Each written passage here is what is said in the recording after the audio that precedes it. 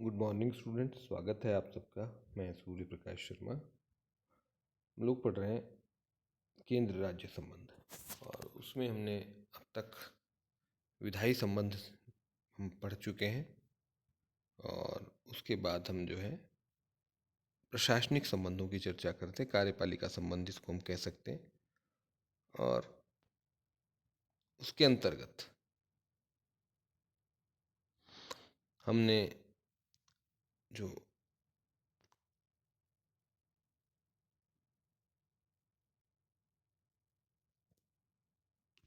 अब तक पढ़ लिया है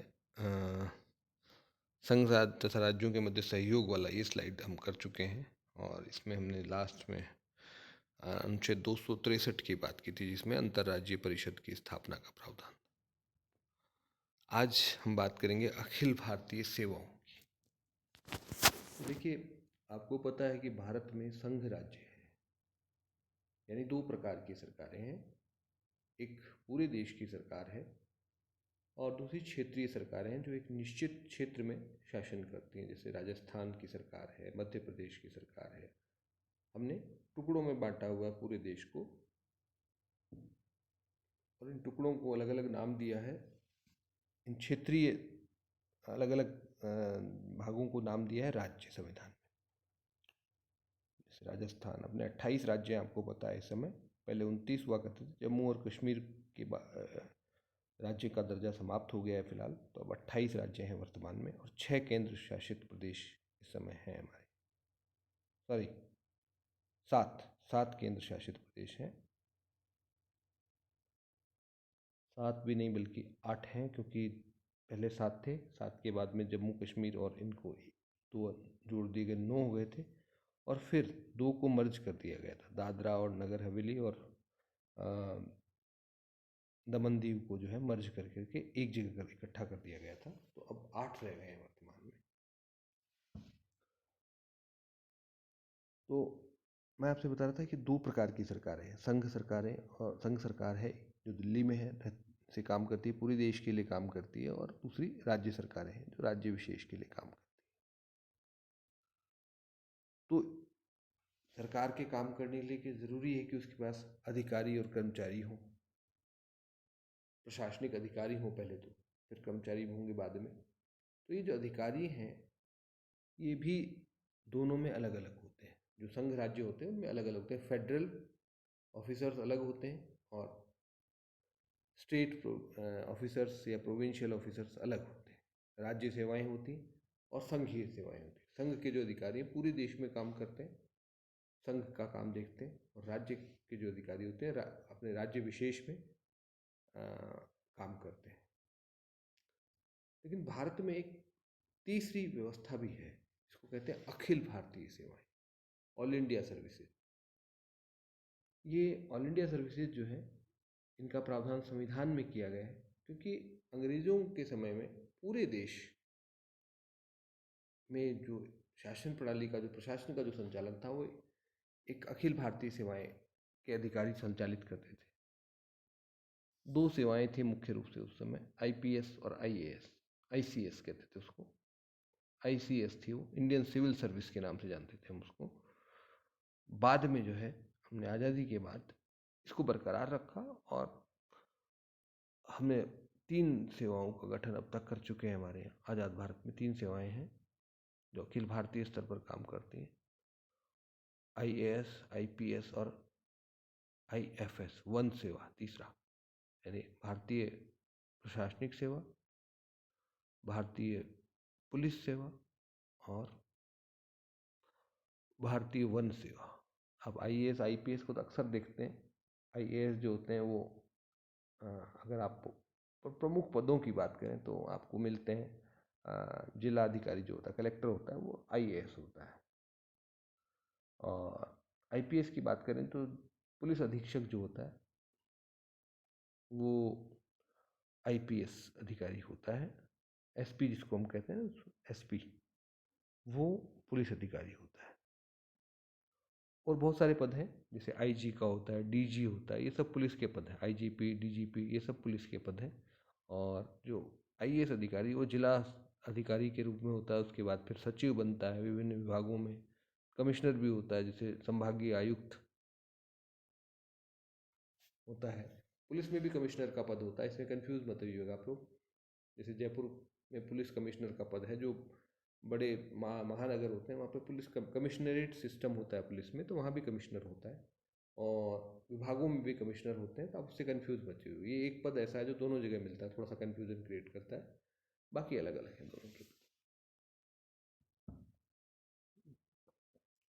तो भारत में जो है, ये मैंने आपसे बताया कि 3 प्रकार की सेवाएँ होती हैं। संघीय सेवा, सॉरी हाँ, केंद्रीय सेवाएँ कहते हैं हमारे यहाँ उसको, और दूसरा राज्य सेवाएँ, और तीसरा अखिल भारतीय सेवाएँ।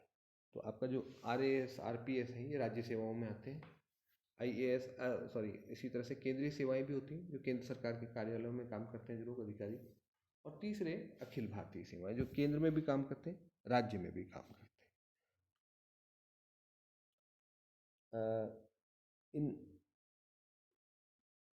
जो अखिल भारतीय सेवाएं होती हैं, इन पर अंतिम नियंत्रण केंद्र सरकार का होता है, लेकिन तात्कालिक नियंत्रण राज्य सरकारों का होता है। जैसे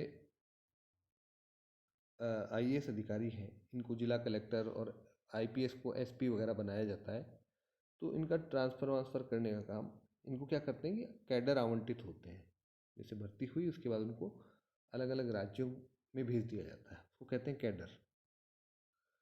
और जब इनको कैडर आवंटित हो जाता है, तो उस राज्य सरकार के अधीन रह कर के वो काम करते हैं, वो उनका ट्रांसफ़र करती है, वही उनको वेतन देती है,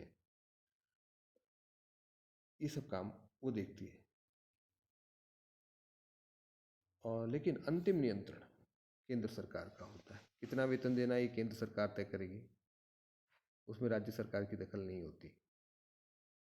उनकी सेवा शर्तें तय करने का काम केंद्र सरकार का होता है। तो अंतिम नियंत्रण केंद्र सरकार का होता है, और तात्कालिक नियंत्रण वो जो है राज्य सरकार का होता है। ये मैं बता ही चुका हूँ, 3 सेवाएं हैं वर्तमान में, आईएएस, आईपीएस और आईएफएस। अन्य सेवाएं भी स्थापित की जा सकती हैं, संविधान में ऐसा प्रावधान है अनुच्छेद 312 के तहत। राज्यसभा जो है के प्रस्ताव पर संसद ऐसा नई सेवाओं की स्थापना कर सकती है, ये संविधान में प्रावधान है। तो दोनों के बीच सहयोग का स्थापित करने में महत्वपूर्ण भूमिका होती है इन अधिकारियों की। प्रशासनिक एकरूपता बनी रहे देश में, इसके लिए इस अखिल भारतीय सेवा का प्रावधान हमारे संविधान में किया गया है।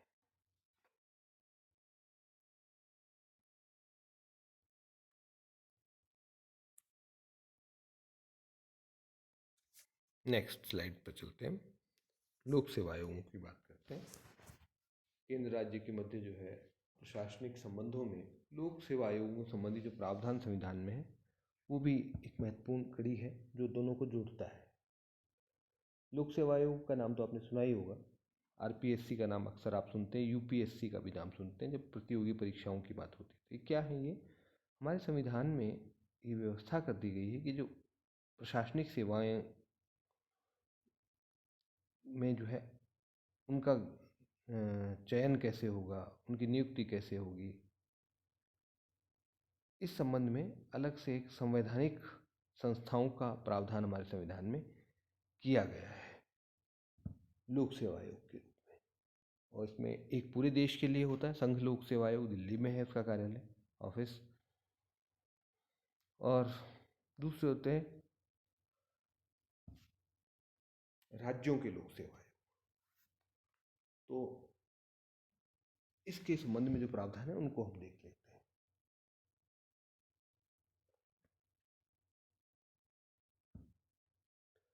सबसे पहली बात तो ये है कि राज्य लोक सेवा आयोगों के संदर्भ में अध्यक्षों की जो नियुक्ति तो सदस्यों और अध्यक्ष की नियुक्ति तो जो है राज्य सरकार करती है, लेकिन उसकी पदच्युति जो है वो राष्ट्रपति द्वारा की जाती है। यानी राज्य सरकार उनको मनमाने तरीके से हटा नहीं सकती, क्योंकि ऐसा होता है कि एक सरकार ने नियुक्त किया, दूसरी पार्टी की सरकार आ गई तो वो उसको हटा दे, ऐसा हो सकता है। तो संविधान में प्रावधान किया कि उसको इस तरह से नहीं हटाया जा सकता।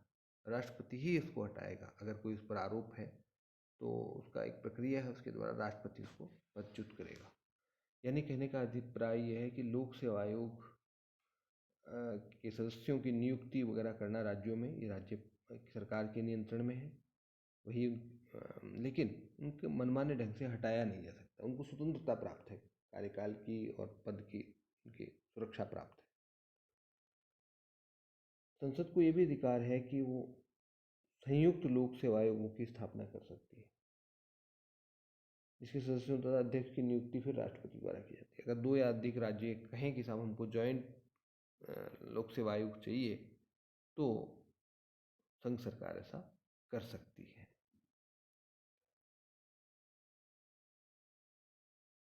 इसी तरह से राज्यपाल के अनुरोध पर संघ लोक सेवा आयोग है, वो राज्य लोक सेवा आयोगों के लिए योजनाएं बना सकता है, मतलब प्रशासन की भर्ती या संबंध में उनकी सहायता कर सकता है, उनकी राज्य लोक सेवा आयोग, क्योंकि संघ लोक सेवा आयोग के पास ज़्यादा संसाधन होते हैं, ज़्यादा योग्य व्यक्ति उसके पास होते हैं, तो वो राज्य की मदद कर सकता है इस क्षेत्र में। ऐसा भी प्रावधान संविधान में कर दिया गया है। नेक्स्ट जो है वो है एकीकृत न्यायिक व्यवस्था। देखिए, आपको संघीय, जब हमने संघवाद पढ़ा था तो मैंने आपको ये बताया था कि संघीय व्यवस्था वाले देश, जैसे अगर अमेरिका को हम उदाहरण मान लें आदर्श संघ का, तो उसमें क्या होता है कि न्यायिक प्रणाली भी दोहरी होती है। संघ के कानूनों के संबंध में न्याय करने के लिए एक फेडरल जुडिशरी होती है, और राज्य के कानूनों के संबंध में न्याय करने के लिए स्टेट जुडिशरी होती है। लेकिन यहाँ पर भी हमने एक भिन्न व्यवस्था को अपनाया है, और हमने एकीकृत न्यायिक प्रणाली को अपनाया है। यानी हमारे यहाँ कानून व्यवस्था तो दो प्रकार की है, लेकिन उस पर न्याय करने के लिए हमने एकीकृत न्यायिक व्यवस्था का प्रावधान किया है। हमारी न्यायिक प्रणाली एकात्मक है, जिसमें सबसे निचले स्तर पर हम जिला न्यायालय कह सकते हैं, और उसके बाद फिर हाई कोर्ट है, और टॉप पर जो है सुप्रीम कोर्ट है। सुप्रीम कोर्ट जो है केवल संघीय न्यायालय का काम नहीं करता, बल्कि वो अपील का सर्वोच्च न्यायालय भी है। तो इस दृष्टि से हमारे यहाँ एकीकृत न्यायिक प्रणाली है, और पूरे देश में न्यायिक एकरूपता का प्रावधान हमारे यहाँ है। उच्च न्यायालय के जो न्यायाधीश हैं, उनकी नियुक्ति और पदच्युति संघ अर्थात राष्ट्रपति द्वारा होती है। दो या अधिक राज्यों के लिए उच्च न्यायालय की मतलब संयुक्त उच्च न्यायालय की स्थापना भी की जा सकती है, और ऐसा है भी। बहुत सारे छोटे छोटे जो राज्य हैं उनमें कॉमन न्यायालय, जैसे गोवा का अपना कोई अलग से न्यायालय नहीं है। इसी तरह तो कुल मिलाकर के बात यह है कि हमारे यहाँ न्यायिक प्रणाली के क्षेत्र में एक रूपता देखने को मिलती है। नेक्स्ट स्लाइड पे चलते हैं, वो है आपातकाल के प्रावधान। मैंने आपको बताया कि संविधान में भाग 18 है एक, उनसे 352 से 360, उसमें आपातकालीन प्रावधान किए गए। आपातकाल मतलब संकट का काल। देश पर कोई संकट आए तो उसका कैसे मुकाबला करें। सामान्य तरीकों से तो नहीं कर सकते, हमें कुछ विशेष प्रावधान करने होते हैं, उस समय तत्काल निर्णय लेने होते हैं। तो इसके लिए हमारे संविधान में 3 प्रकार के संकटों की कल्पना की गई है। एक राष्ट्रीय आपात, जो दूसरे देश द्वारा भारत पर आक्रमण हो जाए या युद्ध हो जाए हमारा किसी देश के साथ, या आंतरिक सशस्त्र विद्रोह हो जाए, तो वो काम कर उसको संकट मानते हुए आपातकालीन प्रावधान लागू हो जाते हैं। राज्यों में संवैधानिक आपात की व्यवस्था है, कि अर्थात किसी राज्य की सरकार संविधान के अनुसार न चल सके तो भी एक आपातकालीन प्रावधान है। और वित्तीय आपात की प्रावधान, क्रमशः अगर हम इनको कहें तो 352 अनुच्छेद है, 360 है, और 356 है, और 360। 352 में राष्ट्रीय आपात है, 356 में राज्यों में संवैधानिक आपात है, और 360 में वित्तीय आपात है। 1962 में, 1965 में, 1971 में, 1975 में इस 352 का प्रयोग हुआ। 356 का प्रयोग 100 से ज़्यादा बार हो चुका है, सबसे ज़्यादा दुरुपयोग इस प्रावधान का भी हुआ है। और 360 का प्रयोग अभी तक नहीं हुआ है। दूसरी बात, आपातकाल में जो है मोटे सा प्रावधान ये है कि अगर संघ की जो कार्यपालिका यानी राष्ट्रपति है वो राज्यों की कार्यपालिका को निर्देश दे सकती है, आवश्यक निर्देश दे सकती है, उनका पालन करना जरूरी होता है। अनुच्छेद 356 में ये प्रावधान है कि राष्ट्रपति राज्य की सरकार को बर्खास्त कर सकता है अगर वो संविधान के प्रावधानों के अनुसार न चल रही हो तो। और तीसरा 360 में ये है कि भारत की अगर वित्तीय साख को खतरा हो तो राष्ट्रपति वित्तीय आपात लागू कर सकता है और उसमें वो राज्यों को निर्देश दे सकता है, जिसमें कर्मचारियों वगैरह की सैलरी कम करने का आदेश भी शामिल होता है। नेक्स्ट, संविधान के अन्य प्रावधानों की बात करें तो अनुच्छेद 355 एक बड़ा महत्वपूर्ण प्रावधान है। 356 से पहले आता है 356, मैंने आपको बताया था अभी पिछली स्लाइड में, राज्यों में राष्ट्रपति शासन लागू करने का प्रावधान है इसमें। और ये प्रावधान ये है कि जैसे मैंने अभी बताया आपसे कि किसी राज्य की सरकार अगर संवैधानिक तरीके से नहीं चल रही, ऐसी परिस्थितियां उत्पन्न हो जाए कि संविधान के अनुसार नहीं चल सकती, नहीं चल रही नहीं, नहीं चल सकती है, ऐसा परिस्थितियां पैदा हो गई हैं, तो राज्यपाल राष्ट्रपति को रिपोर्ट भेजता है, या राष्ट्रपति को अगर किसी और सूत्र से भी ऐसा पता चल सकता है तो राष्ट्रपति 356 लागू कर देता है। लेकिन उससे पहले 355 है, उसको जरा समझिए। 355 में संघ सरकार को दो जिम्मेदारियां सौंपी हैं संविधान ने। एक जिम्मेदारी तो ये है कि राज्यों की बाहरी आक्रमण तथा आंतरिक अशांति से रक्षा करेगा केंद्र सरकार, बाहरी आक्रमण से रक्षा करेगा, और दूसरा आंतरिक अशांति से रक्षा करेगा, ये पहली जिम्मेदारी। दूसरा, वो ये सुनिश्चित करेगा कि राज्य की सरकार जो है संविधान के प्रावधानों के अनुसार चलाई जाए। ये दो उसकी जिम्मेदारी है। तो भाई जिम्मेदारी दोगे तो शक्ति भी देनी पड़ेगी। तो 355 में जिम्मेदारी दी और 356 में शक्ति दे दी कि भाई अगर ऐसा हो, नहीं हो पा रहा है, संविधान के अनुसार नहीं चल रही राज्य की सरकार, तो आप ये कार्रवाई कर सकते हैं, सबको अधिकार दिया गया। इसके अलावा राष्ट्रपति द्वारा नियुक्त राज्यपाल राज्य का संवैधानिक प्रधान भी है और संघ का प्रतिनिधि भी होता है, दोनों दो भूमिकाओं में काम करता है। राज्यपाल को जो शक्तियां जब दी जाती हैं तो उसमें एक अनुच्छेद 163 में स्पष्ट किया गया है कि राज्यपाल उन मामलों को छोड़कर जहाँ पर उसको स्वविवेकीय शक्तियां प्राप्त हैं वो राज्य के मंत्रिमंडल के परामर्श अनुसार कार्य करेगा, और स्वविवेकीय शक्तियों में वो अपने विवेक से, अथवा यूं कहें कि संघ के निर्देश अनुसार काम करेगा। वो संघ का प्रतिनिधि भी है, केंद्र और राज्य के बीच समन्वय स्थापित करने वाली कड़ी है वो। इसके अलावा राज्य निर्वाचन आयुक्त होता है, जो आपके 73वें और 74वें संविधान संशोधन से जिसका अस्तित्व सामने आया, उसकी नियुक्ति राज्य सरकार करती है, लेकिन उसका जो है पदच्युति का जिम्मेदारी राष्ट्रपति को दी गई। वो भी एक महत्वपूर्ण बात है। ये जो आपके पंचायती राज संस्थाओं के चुनाव हैं, नगर निकायों के जो चुनाव हैं, इनको देखने के लिए एक राज्य निर्वाचन आयुक्त का पद सृजित किया गया है, और उसकी नियुक्ति जो है वो राज्य सरकार करेगी, और उसका जो हटाने जाने का काम है वो राष्ट्रपति को दिया गया है। नेक्स्ट हम चलते हैं, संविधान के अलावा भी कुछ ऐसे प्रावधान हैं जो केंद्र और राज्यों के बीच संबंधों का निर्धारण करते हैं, प्रशासनिक संबंधों का निर्धारण करते हैं। कुछ ऐसी बातें हैं, उनको समझ लेते हैं। एक तो नीति आयोग, नीति आयोग है। इससे पहले एक संस्था थी प्लानिंग कमीशन, जिसको कहते हैं हम, योजना आयोग, 1950 में बनाया गया था। इसको वर्तमान सरकार जो है इसने इसको भंग कर दिया, उसकी जगह पर एक नया आयोग बनाया गया, नीति आयोग कहते हैं, NITI, नीति। ये अंग्रेजी का NITI, हिंदी का नहीं है। National institute for transforming India, इसका नाम है। नेशनल, एन से नेशनल, पहले आई से NII जो है उसमें, इंस्टीट्यूट फॉर ट्रांसफॉर्मिंग इंडिया, इसका नाम रखा गया है।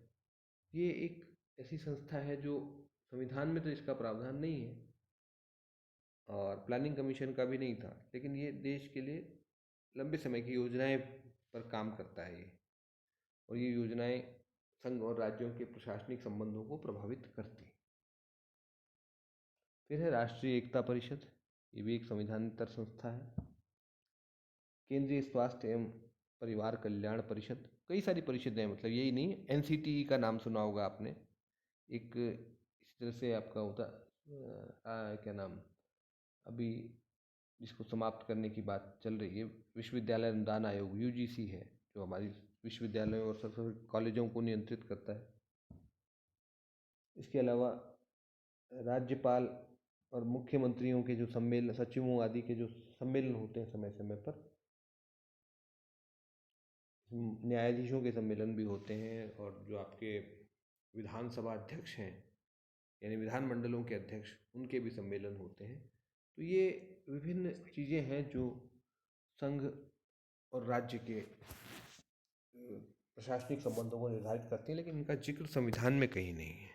ये व्यवहारिक धरातल पर काम करने वाली संस्थाएं हैं, ताकि केंद्र और राज्यों के बीच तालमेल बना रहे। इसमें बहुत सारे कॉन्फ्रेंसेस होते हैं, सम्मेलन होते रहते हैं, जिनमें ये अपनी कॉमन प्रॉब्लम्स को डिस्कस करते हैं। तो आज यहीं तक रखते हैं। अगला जो टॉपिक होगा हमारा, वो होगा केंद्र राज्य वित्तीय संबंध। धन्यवाद।